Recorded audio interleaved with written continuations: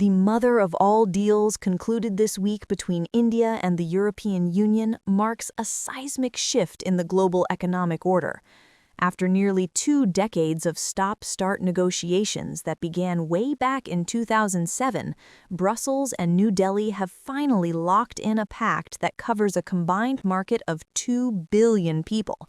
The timing of this agreement is arguably as significant as its contents, because it arrives precisely when the global trade system is fracturing under the weight of protectionist walls and geopolitical rivalries. So my name is Fredrik Persson. I'm the president of Business Europe, and Business Europe is the voice of 25 million businesses across Europe. I think in a world situation where we have high geopolitical uncertainty, we are being challenged on the rule-based trade, we needed good news and potential growth going forward. And the FTA between India and EU is just that. It's opening up a combined huge market and opportunities for large Indian companies, SME European companies. This is something we've never seen before, and it's done at the hands of Prime Minister Modi and President von der Leyen. The most noticeable change that will be felt on the ground is the dramatic opening of India's automobile market. For years, European carmakers faced a prohibitive tariff wall of up to 110%, which made selling foreign-built cars in India almost impossible for anyone but the ultra-wealthy. Under this new agreement, that wall comes crashing down to just 10% for a substantial quota of 250,000 vehicles every year. This is a game-changer for manufacturers like Volkswagen and Mercedes-Benz, who can now bring their global lineup to Indian consumers at prices that are actually competitive with local offerings. It effectively resets the premium car market in India overnight and offers European industry a lucrative new destination for their exports. I'm Jan-Olof Jacke. I'm the CEO of Confederation of Swedish Enterprise. I think just the fact that we have combined 2 of the largest economies in the world in a rules-based agreement is going to make a significant contribution to both our growth in both economies, but also to our resilience and the strengthening of competitiveness. European alcohol producers also secured a massive win that will likely reshape social drinking habits in India. The duties on spirits were slashed from a steep 150% down to a flat 40%, while tariffs on wines are set to drop to between 20 and 30%. This reduction finally cracks open a market that whiskey and wine producers in France and Ireland have been eyeing for decades. Beyond the consumer goods that grab headlines, the EU secured duty-free access for nearly all industrial machinery and chemicals. This is a critical strategic win because it allows German and French manufacturers to integrate deeply into India's industrial supply chain and export their high-tech equipment without the friction of border taxes. India secured critical lifelines for its labor-intensive sectors that are essential for domestic job creation.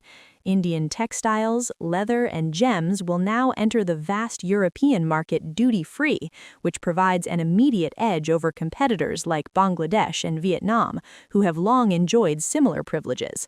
This duty-free status is expected to spark a manufacturing boom in Indian export hubs, as they can finally compete on a level playing field. Additionally, India managed to crack open the European services market in a way few other nations have. The deal grants privileged access for Indian professionals in the financial and maritime sectors, which allows Indian talent to move more freely and service European clients without the usual red tape.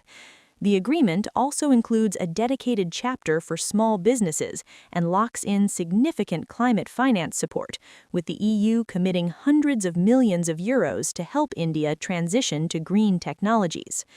A standout component of this deal is the defense sector, where the changes go far beyond standard trade metrics.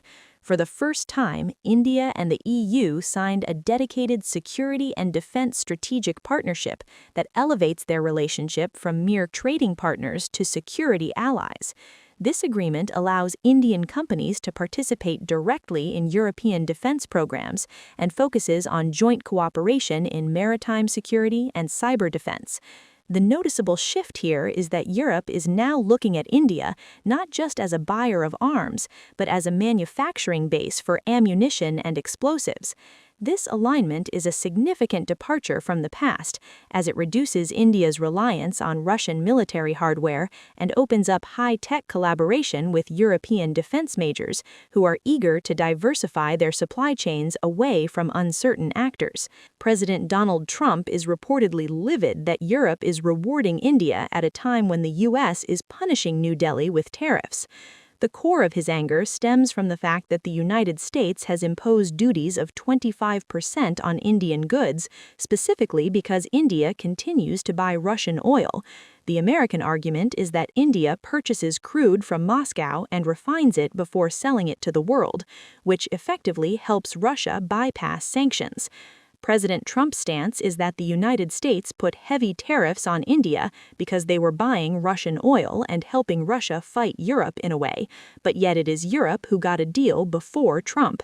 His administration officials have pointed out the glaring irony that European nations are financing the war against themselves by purchasing these refined products from India, while simultaneously signing a trade pact that deepens their economic ties with the stalling economy.